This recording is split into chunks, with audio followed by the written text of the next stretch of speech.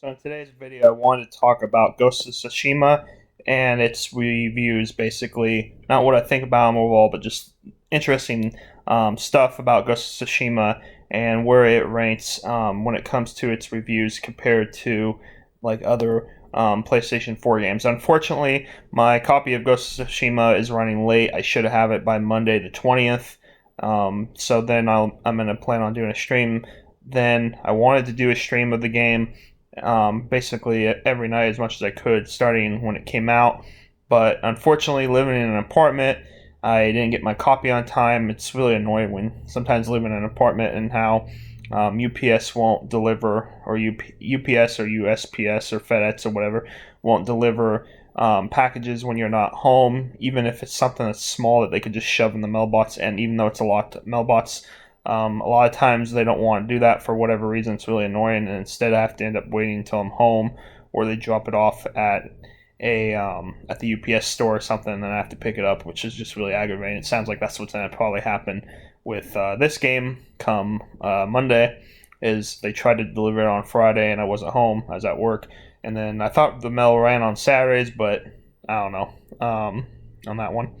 But anyway, just wanted to get into Ghost of Tsushima here, and like I said, I haven't had a chance to play it, so personally, I don't know how I feel about it compared to other PlayStation 4 games. And there's actually, several PlayStation 4 games that are popular or whatever that I haven't played just because they're not my type of games. But it's still something that's worth talking about, and that is with Ghost of Tsushima. It's an 83 on Metacrtic. Metacritic is basically what I would say is the video game equivalent to Rotten Tomatoes for movies. Rotten Tomatoes is basically a website where you take pretty much all the reviews, all the major ones anyway, and you put them in there and you get an average score. Metacritic is basically the same thing for video games, where the vast majority of reviews are put onto Metacritic, and you get an average score. With Rotten Tomatoes, it's a little bit different because it's just a percentage that say positive versus negative, and then there is a separate actual point score from 1 to 10 or whatever on there. Metacritic is simply just the average score out of 100. So, 100 being the highest type of thing. And video games also rate a lot differently in movies as well, because in movies, a movie that's considered really good will get like a lot of 7 out of 10s, 8 out of 10s or something, where a game, on the other hand, will get a lot of 9 out of 10s, 10 out of 10s. Even though games are supposed to be rated 1 to 10, you almost never see games get, I'd say, anything below like a 4. Like, for a game to get like a 4 or 3, something like that, game almost has to be broken. Even though 5 is supposed to be considered an average, with video games it's almost more like 7 is average or something. But anyway, Ghost of Tsushima is at an 83 on Metacritic. Now, what's interesting about this is that it's the 17th highest rated PlayStation 4 exclusive with that 83. There's a couple of games that are also slightly behind it, such as The Last Guardian, which I think The Last Guardian is one of the more underrated PlayStation 4 games personally. It's an emotional masterpiece is basically how I would describe it in the shortest terms. The camera in that game sucks and the frame rate drops a lot, but the story is very engaging. You really get invested, and it's a very emotional game. Cry like a baby towards the end of that game. So I feel like that, means a lot. I don't typically really care for characters from video games enough to actually kind of feel happy or sad or whatever about what's going on. It's just, most of the time, video games are just kind of there. And then the other one is Infamous Second Son, had an 80. So if you did a list of just games above an 80 plus, I think there might be 19 then, because those two, I'm not sure if there's any others that I'd be missing. But just with this top 17, I wanted to kind of say my thoughts about it, and why I feel like this is also a big thing when it comes to PlayStation 5 versus the next Xbox, the Xbox Series X. So first of all, the top 17 in order go like this: Persona 5 Royale, 95. Last of Us 2 Remastered, 95. God of War, 94. And that's 2018 God of War. Last of Us Part 2, 94. Persona 5, 93. Uncharted, 93. Journey, 92. Bloodborne, 92. Dreams, 89. Horizon Zero Dawn, which is personally my favorite PlayStation 4 exclusive right now, because like I said, I will have to play Ghost of Tsushima to make an impression on where it would fall for me. But Horizon right now is my favorite, and it's tied with Dreams at number 9 at 89. Then Neor 88 is 11th. Number 12, Spider-Man 87. 13, Uncharted, the Nathan Drake collection. Basically the collection of the first 3 Uncharted games. 86. Number 14, Neo 2, 85. Ratchet and Clank, 85. Uncharted Lost Legacy, 84. And then Ghost of Tsushima, 83. Now, the reason, too, I feel like this is, interesting in several ways is that the fact that Ghost of Tsushima with that high, 83, obviously isn't up in the upper, echelon where, people are saying, oh man, this is the best game ever or anything like that. But at 83 is pretty good. And the fact that, and I'll link in the description the article that had this, and it's from Forbes. Basically, it's just about how, a game that has an 83 and yet it's that low in the rankings, it kind of puts in perspective just how good the PlayStation 4 lineup of exclusive games have been.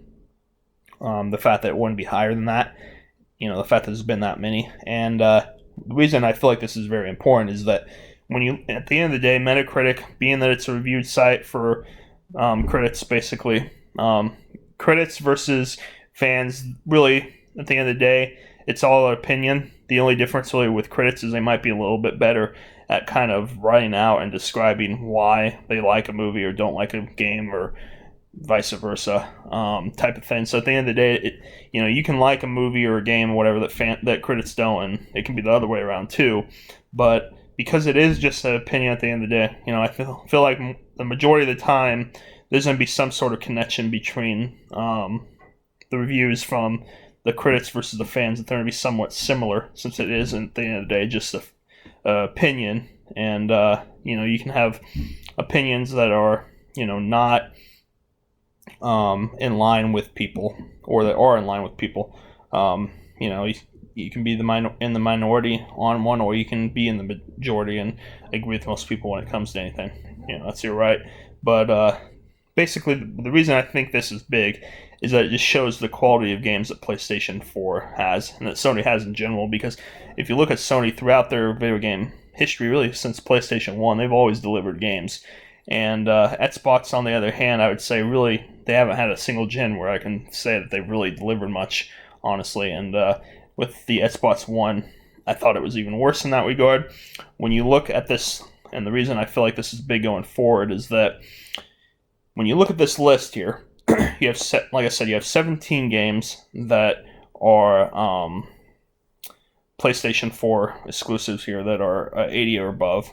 If you factor in the other 2 I mentioned, that's 19. The fact that you have 19 games with that kind of review, the majority, too, if you look at them, only 2 of them are like a remake, remaster, basically, in The Last of Us, the remastered, and the Nathan Drake collection. So, that also shows that not only is Sony had, a lot of good reviewed games, but the majority of them have been completely new, not, something that was just a remaster or a port or anything like that, which I think is important too, because remasters are nice and all, but you get systems for new experiences, and remasters are not exactly a new experience. There's prettier versions of what you've already played, basically. The other thing that's important on this list too that stands out is that out of those games, and if you add the other 2 that I mentioned, and Infamous and The Last Guardian, that would be 19. Out of those 19, then 7, I believe, of them are new IPs. So yeah, there are some sequels in there for sure, and sequels are always good.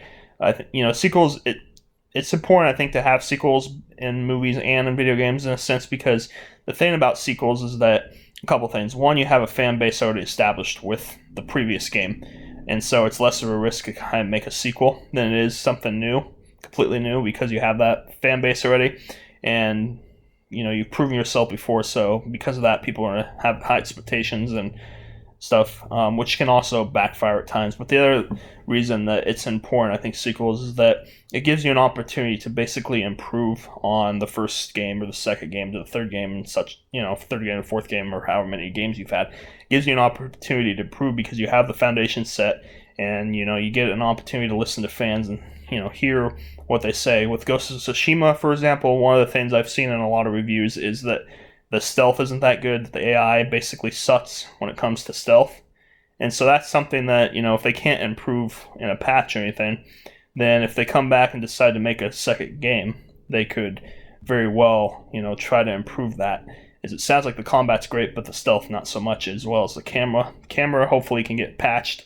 Something like the AI and stealth, I think, would be more something you'd probably have to wait for potentially a sequel to have improved. But yeah, just that fact that you've had all these games here, and and the reason I bring this up and kind of compare it to Xbox on the other hand is when you look at Xbox, I don't know how many games they've had that have been at an 80 plus type of thing on the Xbox series or Xbox One, but definitely can't compare it to PlayStation. When you look even further out of the what would be 19 games if you include the others I mentioned, 8 of them have been a 90 or above. 90 is really good, and the fact that you've had eight games at that kind of thing is big. And Xbox, other than Gears of War, Halo, and Forza Horizon, the racing franchise, I honestly can't recall the last time Xbox exclusive got above 80 outside of independent developer games. And not the independent developer games, are not important and can't be good, but they have obviously a smaller fan base, so they're not going to have as big of an impact on a console and its sales as a AAA game or a AA game or anything like that. And when you look at Xbox, the last games I can really remember getting above that outside, like I said, those 3 franchises of Gears, Halo, and Forza would be Cuphead, but Cuphead is also on the Switch now, so it's not even a console exclusive. I know some people, hate on Xbox because of the fact that you can play the games on PC and stuff, but, PC is a big difference compared to consoles, so even that I don't necessarily think is a big negative. But, if their games start getting on other consoles, then, that makes getting an Xbox really less worth it. And, yeah, Cuphead had, I don't remember, but I know it was definitely above an 80. But it's on the Switch now. Has been for kind of a while. And then Ori and the Wisp, both games. The first one is on the Switch as well. Came out later. I played it on the Switch. Great game. The second Ori and the Wisp game is only on Xbox right now. Came out just last year, but considering the first game came out on the Switch after a little bit of time, I would be surprised if this one doesn't too. So then, if you take that away, the last time I can really remember an Xbox exclusive getting above an 80 would be Sunset Overdrive. That got an 81. And what's funny about that is that Sunset Overdrive is made by Insomniac, who is actually now a first-party studio for Sony. So really the last time that Xbox had a game that you could really consider good outside of those 3 franchises that I've mentioned multiple times here, it was made by a developer who is actually owned by Sony now. So I just think that's funny that that's the case. And that's why I think Xbox has a lot to prove next gen. I've never been impressed by Xbox personally. Not trying to be a fanboy or anything. I like Sony. I like Nintendo. And the only game really that Xbox has that I'd actually like to play is Sunset Overdrive. And one game isn't quite enough for me to get an Xbox. And even if I did decide to get an Xbox, I'd most likely be getting the just the regular Xbox One rather than like the Series X going forward or anything like that. And the Xbox One X, I believe, was actually just canceled, or not canceled, but I believe they stopped making them just now, which I thought was kind of an odd decision too. And I guess it puts more credence into the whole rumor about Xbox having a second, less powerful next-gen console. Because if you take away that type, the Xbox Xbox One X and whatnot, then all you really have is the Series X. And man, Xbox and their names have just been horrible. Like, people talk about the Wii U after the Wii and how it confused people. I think the Xbox with all these names, the Series X, the One S, the One X, and all this, I think it gets even more complicated and confusing for people that don't follow. It's something I even think about, even being someone that follows video games. But, so yeah, really, Sunset Overdrive is it for me. Xbox has acquired a lot of studios, but I don't know how good the games will be because it's unproven at this point. Just acquiring studios that haven't released anything yet for that console, and we've already been told that the Xbox Series X won't have any X exclusives for the first 2 years, which basically means any sort of game that comes out on the Series X through really late 2022, you can play on the Xbox One.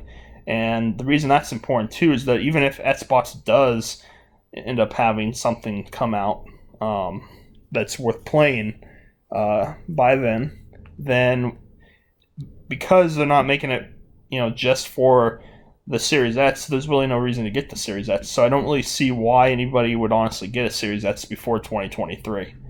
And that's basically giving Sony a head start, because you look at Sony on the other hand, we already know based off of this list here from PlayStation 4 of all these games, as well as some of the stuff they've already shown for PlayStation 5, we can know and be confident that Sony's going to deliver. We already know here that we're getting a Spider-Man Miles Morales, most likely at launch, considering they said holiday, just like the system holiday. Ratchet and Clank will likely be a early 2021 game. You have Gran Turismo 7